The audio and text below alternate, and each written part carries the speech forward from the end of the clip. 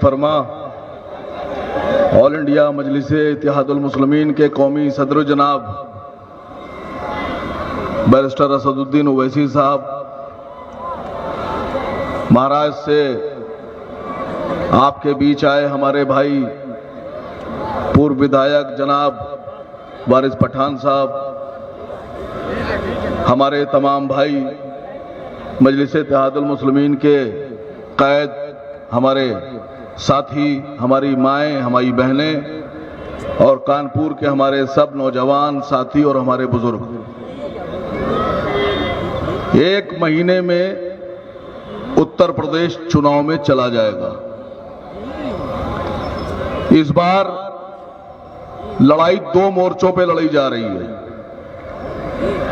एक मोर्चा हम उनसे ले रहे हैं जो ये कहते हैं कि मुसलमानों के दो स्थान, हिंदुस्तान को नहीं कहते, वो बांग्लादेश का भी नाम नहीं लेते, वो सऊदी अरब, थाईलैंड, अमेरिका का भी नाम ले लेते। वो हमको बताते हैं कि हमारा स्थान पाकिस्तान या कब्रिस्तान। तो आपके कानपुर में इस मंच से उनको ये कहना चाहता हूं कि सुन लो, हम भारत के रहने वाले हैं और पूरी दुनिया में हमारा सिर्फ एक स्थान है और वो है हिंदुस्तान। तुम कितनी ताकत लगा लो, कितने भाषण दे लो, कितने इल्जामात लगा लो, हमारे आबा अजदाद इसी जमीन पर पैदा होके यहीं दफन हुए हैं, हम भी इसी जमीन में दफन होंगे, हमारे आने वाली नस्लें भी इसी हिंदुस्तान पर तुम्हारे सर पर बैठकर रहेंगी और रहती रहेंगी। दूसरी लड़ाई हमारी किन लोगों से है? एक लड़ाई उन लोगों से है जो हमें हिंदुस्तान का, भारत का नागरिक भी नहीं मानते, और दूसरी लड़ाई उन लोगों से है जो ये कहते हैं कि हमें तुम्हारा वोट तो चाहिए, हमें तुम्हारा साथ इलेक्शन में भी चाहिए, हम तुमको उस वक्त भी चाहते हैं जब हमें दरी बिछवाना है, हम तुम्हारा साथ उस वक्त भी चाहते हैं जब हमें रैली निकालना है, लेकिन हम तुम्हें कुर्सी नहीं देंगे बैठने के लिए।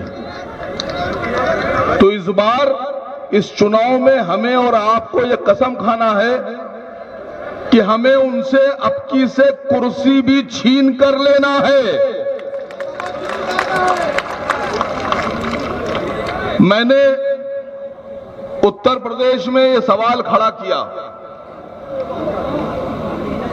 कि 7% वाले यादव मुख्यमंत्री बने, 4 बार बने, 12% वाले जाटवों की नेता मायावती जी 4 बार मुख्यमंत्री बनी, कांग्रेस भी आप लोग मुख्यमंत्री बनाते रहे, लेकिन हम 20% वाले लोग, क्या हमारी इतनी भी हैसियत नहीं है कि हम डिप्टी सीएम बन जाएं? आप मुख्यमंत्री तो हमें नहीं बना रहे हो, लेकिन आप हमें डिप्टी सीएम तो बना सकते थे। आप हमें अपने बराबरी की कुर्सी के थोड़ी सी छोटी कुर्सी दे सकते थे। अब आपने तो हमें नहीं दी, लेकिन जनाब असद ओवैसी साहब ने हमें इतना बेदार कर दिया, इतना जगा दिया है कि अब इस बार आपकी कुर्सी भी हम छीनने की ताकत रखते हैं और छीनेंगे इंशाअल्लाह। इस बार लड़ाई सरकार बदलने के साथ साथ मुसलमानों को हक और हुकूक दिलाने की भी है, और ये हक और हुकूक इस इलेक्शन में ले लिया जाएगा। मैं एक बात और कहना चाहता हूं, आज उत्तर प्रदेश हो या हिंदुस्तान हो, मुसलमानों के जो माली हालात हैं, जो कारोबारी हालात हैं, वो किसी से छुपे नहीं हैं। सच्चाई इस बात की है कि जिस मुल्क में हम रहते हैं, यहां का इंडेक्स ये कहता है, यहां का सरकारी आंकड़ा ये कहता है कि भारत में 85% लोग गरीब हैं और गरीबी की रेखा से नीचे रहते हैं। जिस हिंदुस्तान में 67.8% लोग रोज $2 की कमाई करते हैं, सिर्फ $2, 140 और 150 रुपए कमाते हैं, आज सवाल उन लोगों के लिए है सरकार से कि जो लोग 150 रुपए रोज कमा रहे हैं, अगर वो अपने बच्चों को अच्छी शिक्षा देना चाहते हैं तो कैसे देंगे? अगर वो बच्चों को अच्छी तालीम देना चाहते हैं तो कैसे देंगे? आज सरकारी स्कूलों में जो एजुकेशन का स्तर है, तालीम का स्तर है, वो इतना नीचे गिर चुका है, इतना नीचे गिर चुका है कि वहां कोई अपने बच्चों को पढ़ाना पसंद नहीं करता। और प्राइवेट स्कूलों में तालीम का माफियाकरण कर दिया गया है। एजुकेशन माफियाओं के हाथ में चली गई है। फीस के नाम पर गरीबों का खून चूसा जा रहा है। एक एक क्लास की मिनिमम फीस, छोटे छोटे क्लास की 6,000, 7,000, 5,000, 8,000, 10,000। जो आदमी 150 रुपए रोज कमा रहा है वो कैसे इतनी फीस देगा? अगर किसी के 3 बच्चे हैं या 2 बच्चे हैं तो जिस आदमी की इनकम ही 5,000 रुपए है वो अपने बच्चों की फीस कैसे 20-25 हजार रुपए, 30 हजार रुपए महीना भरेगा? क्या सरकार को यह दिखाई नहीं पड़ता है? मजलिस-ए-इत्तेहादुल मुस्लिमीन से मैंने ये सीखा। मजलिस-ए-इत्तेहादुल मुस्लिमीन ने भारत के लोगों को यह बताया कि नेता कैसा होना चाहिए। कि जो बैठे हैं आपके सामने जनाब असद साहब, ये और इनके छोटे भाई जनाब अकबरुद्दीन ओवैसी साहब, उनके बारे में एक बात आप लोग को बता दें कि हैदराबाद में 12 इंटर कॉलेज हैं। उन इंटर कॉलेजेस में 17,500 से ज्यादा बच्चों को पढ़ाया जाता है। नंबर 1 की एजुकेशन दी जाती है। किसी बच्चे से फीस नहीं ली जाती है। किसी बच्चे से यह नहीं कहा जाता है कि यूनिफॉर्म तुम्हारे घर वाले देंगे। दवा, कलम, रबड़, कापी, किताब, बस्ता, जूता, मोजा, पेंसिल ये लोग देते हैं सलारे मिल्लत एजुकेशन ट्रस्ट की तरफ से।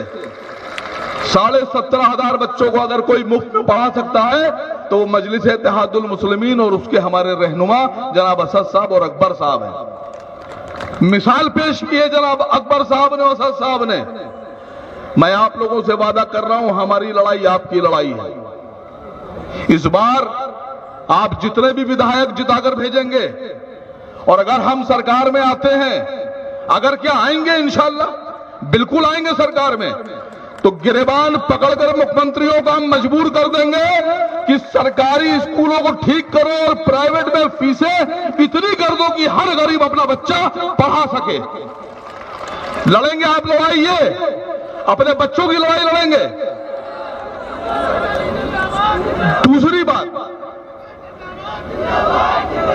3% राजभर अपना मुख्यमंत्री बनाने का दावा पेश करते हैं, सरकार बनाने का दावा पेश करते हैं, पार्टी भी बनाते हैं। 6-7% के निषाद, उनको भी डिप्टी सीएम बनना है, मंत्री बनना है, एमएलए, एमपी, एमएलसी सब बनना है, पार्टी बनाते हैं। 6% के जाट, जैन चौधरी की पार्टी के लोग भी पार्टी बनकर खड़े होते हैं, चुनाव लड़ने के लिए गठबंधन में आते हैं, सीटें मांगते हैं, उनको भी डिप्टी सीएम चाहिए। कृष्णा पटेल, पटेलों की पार्टी बना के 2% पटेल, उनको भी मुख्यमंत्री बनना है, उनको भी डिप्टी सीएम बनना है, वो भी अलायंस में आते हैं और अखिलेश जी उनको भी लेते हैं। केशव दत्त मौर्य महान दल के नाम से दल बनाते हैं, पश्चिमी उत्तर प्रदेश, इटावा, औरैया, आगरा, कानपुर, एटा, मैनपुरी, और उसके बाद में वो भी खड़े होते हैं, अपनी तंजीम बनाते हैं, उन्हें भी मंत्री बनना है, वो भी पार्टी बनाएंगे, उनको भी मुख्यमंत्री डिप्टी सीएम बनना है। अखिलेश जी उनको भी सीटें देते हैं, वो भी 4% के लोग हैं।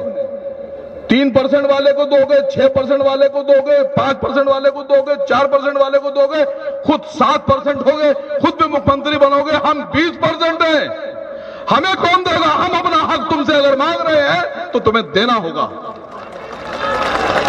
हम 20% हैं। सबसे पहला हक अगर उत्तर प्रदेश में सबसे बड़ी कुर्सी पर बैठने का है तो वो हमारा और हमारे लोगों का है।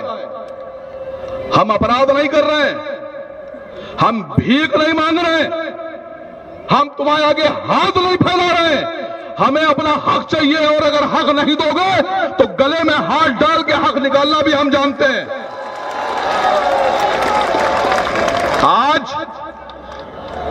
भारत में यह साबित करना है कि हम सो नहीं रहे। हम सिर्फ आराम से लेटे थे, अपने वक्त का इंतजार कर रहे थे कि हमारा भी कोई लीडर आएगा जो लड़ाई लड़ेगा। हमारे लीडर आ गए, हमारे रहनुमा ने हमें बता दिया कि लड़ाई का तरीका क्या होगा। पहले जमाने में घोड़े, तलवारें, तीर, कमान, बल्लम, बर्छी, भाला लेकर लोग चलते थे, दूसरे मुल्कों में जाकर फौज बनाकर अटैक करते थे, जीतते थे। आज का तरीका लोकतंत्र में क्या है? क्या है? वोट का तरीका है। यह आपकी तलवार भी है, यह आपकी बंदूक भी है, यह आपका फाइटर प्लेन भी है, यह आपका बुलेट मोटरसाइकिल भी है, यह कार भी है। आज का जो तरीका है वो है वोट। अगर आज आपको अपनी बराबरी के सीट पर बैठना है, अपने हक की बात करना है, अपने मंत्री बनाना है, अपने मुख्यमंत्री बनाना है और इवन प्रधानमंत्री भी बना सकते हैं हम, और बनाना है तो हमारा तरीका, हमारी तलवार है वोट। इस वोट को उठाइए और लड़िए, और लड़ने के बाद इंशाअल्लाह जीत उसकी होगी जिसके साथ अल्लाह है, और अल्लाह हमारे साथ है। हम बेईमान लोग नहीं हैं। एक साहब ने हमसे कहा राजभर चले गए, वो आपको धोखा दे गए। मैंने कहा धोखा उन्होंने नहीं दिया। असद साहब ईमानदार आदमी है। असद साहब के दिल में इतनी बेईमानी ही नहीं है कि वो किसी को बेईमानी की नजर से देखें। उनके साथ तो उनके सामने जो आता है वो सबको अपनी तरह देखते हैं कि मैं ईमानदार तो ये भी ईमानदार। वो तो बाद में मालूम पड़ता है कि खून कौन सा था, वो तो बाद में मालूम पड़ता है कि हड्डियों बोटी कौन सी थी। जो थी वो दिखा दी, तुमको पूरी इज्जत दी, तुमको पूरा सम्मान दिया, तो तुम क्या समझते थे कि हमें लड़ाई नहीं आती, हम तुम्हारे साथ तुम्हारे कंधे पर बैठ कर लड़ रहे हैं।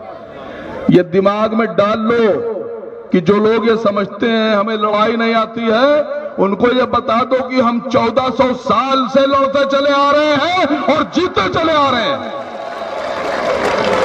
ये लड़ाई भी जीतेंगे, और हम इसलिए लड़कर जीतते हैं कि ऊपर अल्लाह है और नीचे अल्लाह को मानने वाले ये लोग हैं, और जिनके साथ अल्लाह होता है, अल्लाह की मदद होती है, वो हारते नहीं हैं, वो जीतते हैं। वक्त कम है, एक वादे के साथ मजलिस-ए-इत्तेहादुल मुस्लिमीन आप लोग के बीच अपना कैंडिडेट उतारेगी। मजलिस-ए-इत्तेहादुल मुस्लिमीन आपके बीच में उम्मीद के साथ आई है। आप मजलिस-ए-इत्तेहादुल मुस्लिमीन के जो भी कैंडिडेट आएंगे आपके बीच में, उनको अपना कीमती वोट देकर इस बार जिताइएगा। तो ये भी बता दीजिएगा कि हम जाग रहे हैं, और इस बार वो जो कुर्सी लगती है सचिवालय में, विधानसभा में, उस कुर्सी में जो भी मुख्यमंत्री बनेगा उसके बराबर वाली कुर्सी जो डिप्टी सीएम की होगी उस पर कौन बैठेगा? ला इलाहा इल्लल्लाह मोहम्मद रसूलुल्लाह बोलने वाला बैठेगा। एक बात और, अक्सर हमारी मीटिंग्स में एक आरोप लगा दिया जाता है कि हमारे यहां जो लोग नारा लगाते हैं उसको एडिट करके वीडियो बना के कुछ अलग से नारे डालकर बताते हैं कि दुश्मन देश के नारे लगाए गए, और हमको आरोप लगा दिया जाता है। तो इस बार आप लोग को बताना है कि हम नारे कौन से लगाते हैं। हिंदुस्तान, हिंदुस्तान, हिंदुस्तान। सुन लो योगी जी, और सुन लो उत्तर प्रदेश की पुलिस, और आप लोग भी सुन लीजिए खाकी वर्दी वालों। हिंदुस्तान का मतलब होता है इंडिया, इंडिया का मतलब होता है भारत। भारत हमारे खून में है, हमारे नसों में है, हमारे रगों में है। भारत जिंदाबाद, भारत जिंदाबाद।